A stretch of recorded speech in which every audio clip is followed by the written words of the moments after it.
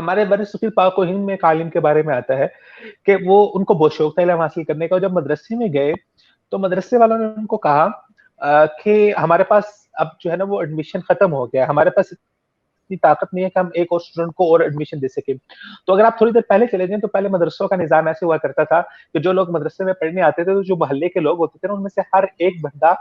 ایک اسٹوڈنٹ کا کھانا جو ہے نا وہ اسپانسر کر دیا کرتا تھا کہ اس اسٹوڈنٹ کا کھانا میرے گھر سے آیا کرے گا، اس اسٹوڈنٹ کا کھانا میرے گھر سے. تو وہ روزانہ جاتے تو اس کے گھر سے 2 روٹیاں اور سالن لے آتے، تو وہ اس طرح سے اسپانسر ہوا کرتا تھا گاؤں دیہات کے اندر. اب جب مدرسے والوں نے ان کو کہا کہ جی ہمارے پاس تو کوئی ایسا اسپانسر نہیں بچا جو آپ کے کھانے کا اہتمام کر سکے، اور نہ ہی ہمارے پاس کوئی جگہ بچی جہاں پر ہم آپ کو سلا سکے، تو انہوں نے کہا آپ ایسا کیجیے، آپ مجھے بس داخلہ دے دیجیے، باقی سونے کا اور کھانے کا انتظام میں خود ہی کر لوں گا. انہوں نے کہا ٹھیک ہے، آپ کیسے کریں گے انتظام؟ اور جب سب لوگ کھانے کے لیے، بچے کھانے کے لیے بیٹھے، سبحان اللہ، آپ اللہ اکبر، ان کا شوق دیکھیے علم کے لیے، اور قربانی اور سیکریفائی دیکھیے ان کا، کہ وہ سب بچوں کو کہتے ہیں کہ آپ سب لوگ اپنا کھانا پیٹ بھر بھر کے کھائیں، میں آپ سے کوئی تقاضا نہیں کرتا کہ مجھے آپ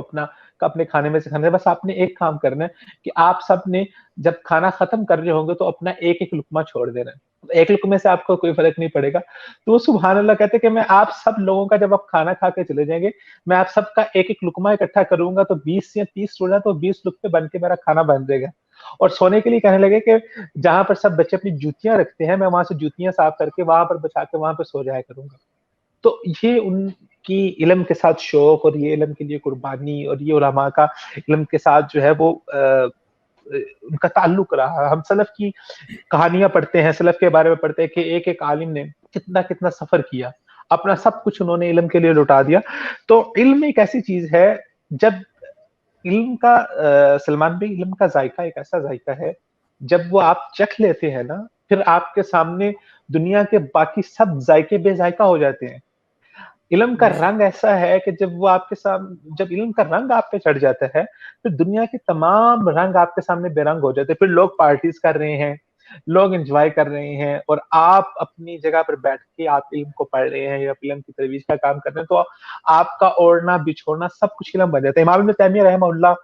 کے بارے میں آتا ہے کہ امام ابن تیمیہ رحمہ اللہ کو ان کے آخری عمر کے حصے میں جیل میں بند کر دیا گیا. تو امام ابن تیمیہ نے بہت خوبصورت بات کہی، انہوں نے کہا تم جیل میں مجھے بند کر رہے ہو،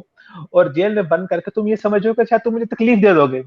شاید تم مجھے جو ہے نا اس کے ذریعے سے میرے اوپر تنگی کر دو گے. فرماتے ہیں انا بستانی فی صدری، میرا جو باغ ہے وہ تو میرے سینے میں ہے، وہ تو علم ہے. انا بستانی فی صدری، میں جہاں پر جاتا ہوں وہ اپنے سینے کے اندر اس باغ کو، اپنی جو ہے وہ جو میری انجوائمنٹ ہے اس کو میں ساتھ لے کے چل رہا ہوتا ہوں. تو علم جو ہے وہ پھر آپ دیکھیں جو جیلوں کے اندر جن علماء کو بند کیا گیا، امام احمد رحمۃ اللہ علیہ کا جب یہ قرآن مجید کے خلق قرآن کا مسئلہ ہوا، تو مورخین نے لکھا ہے کہ امام احمد ابن حنبل رحمۃ اللہ علیہ کو اتنے کوڑے مارے جاتے، اگر وہ کوڑے، اتنے کوڑے کسی ہاتھی کو مارے جاتے. ہاتھی کے بارے میں ہے کہ ہاتھی کی جو چمڑی ہے یا ہاتھی کی سکن ہے وہ سب سے سخت سکن ہوتی ہے،